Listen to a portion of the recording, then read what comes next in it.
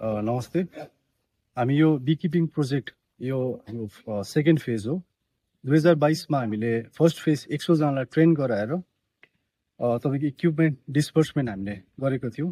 अनि त्यसको पश्चात आजको दिनमा फेरि पनि 2025 को तपाईको आजको दिनमा तपाईको सेकेन्ड फेज हामीले 120 जनालाई हामीले ट्रेनिङ यहाँनिर दिएको छ। आज फर्स्ट डे 25 आज तपाईको यो थ्योरी क्लासेस हाम्रो मिस्टर पिडी लामाद्वारा भइरहेको छ।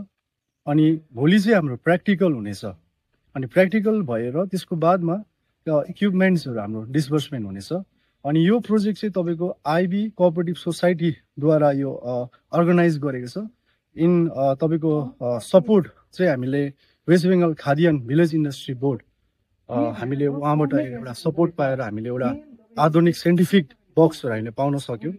अनि हामीले जति पनि प्रोडक्सनहरु गरेको छौं आजको दिनमा हामीले ट्रेडिसनल वेमा हामीले गर्ने गर्थ्यौं।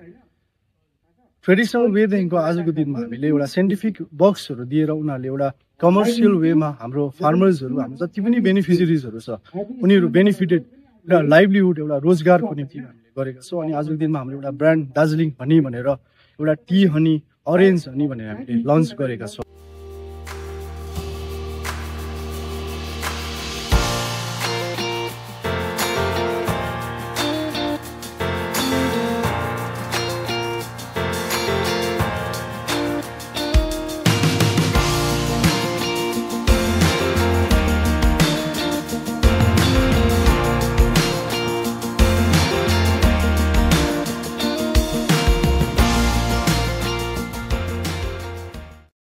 जुन चाहिँ यो अहिले हामी तीनधारेमा है स्मृति वनमा अहिले 2 दिनको आधुनिक मौरी पालनको यो ट्रेनिङ प्रोग्राम थियो।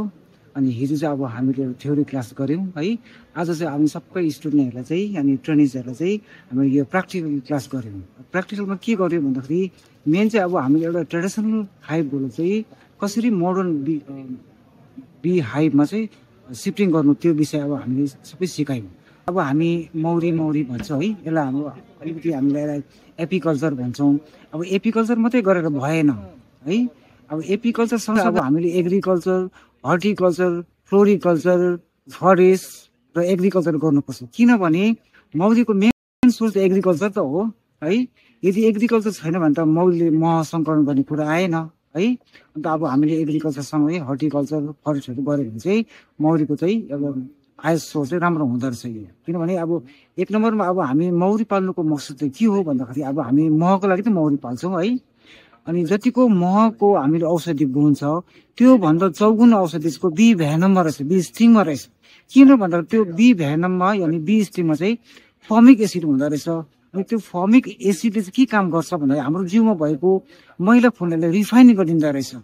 अनि यसको साथसाथ त्यसले अब स्टिङ गर्दाखेरि अनि अब हामीले त्यो पोइजन जिउमा सप्लाई भएपछि चाहिँ थुप्रै रोगहरू जाति हुन्छ। जस्तै गौडको, बातको, अनि प्यारालाइसिस भयो, यिनी हेपेटाइटिस, क्यान्सर जस्तो बिमार जाति हुँदैछ भने अहिले बी थेरापी पनि चल्दैछ अहिले।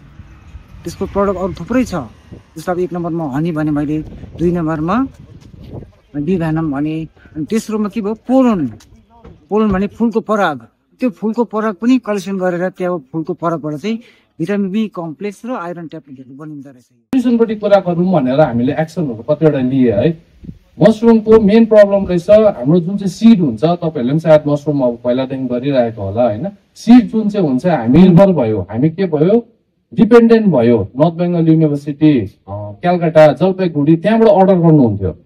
अनि उहाँहरूले जब फर्स्टमा पठाउँदाखेरि तपाईलाई राम्रो दिन्थ्यो, राम्रो प्रकारको मसरुमको बीज दिन्छ है तपाईलाई। तपाईले गर्नुभयो, एकपल्ट गर्नुभयो राम्रो भयो, सेकेन्ड टाइम फेरि यसरी सफा गर्नु भनेर सिक्नुभयो, सफा पनि गर्नुभयो, फेरि लगाउनु भयो तर बिग्रिँदै जान्छ। त्यो बिग्रेको कारण यसो बुझ्दाखेरि चाहिँ भन्यो भन्दा तिनीहरुको मार्केटले तपाईले ह्याम्पर गर्नु थाल्नु भयो नि त। त्यो मार्केट ह्याम्पर गर्ने बित्तिकै पता है। आज 2 दिन से चला हुआ आज के प्रोग्राम में बीकीपिंग प्रोजेक्ट का आज bee box and equipments distribution होगा। More than 100 beekeepers from surrounding areas of many villages like Gayawadi, Nayakaman, Shivatar and others. More than 100 beekeepers यहाँ आया है, ट्रेनिंग लिया है आज उन लोगों को बी बॉक्स दिया जाएगा।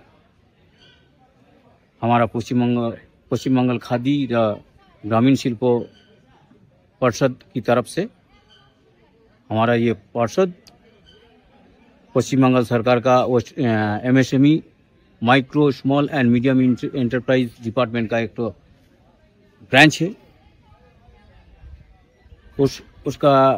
उसी का प्रोजेक्ट के जरिए हम यहाँ का जो लोकल कोऑपरेटिव है IB multipurpose cooperative society limited, उसका साथ मिलके इस एरिया का डेवलपमेंट के लिए, बी कीपिंग प्रोजेक्ट के डेवलपमेंट के लिए हमारा दफ्तर से ये प्रोजेक्ट लिया है।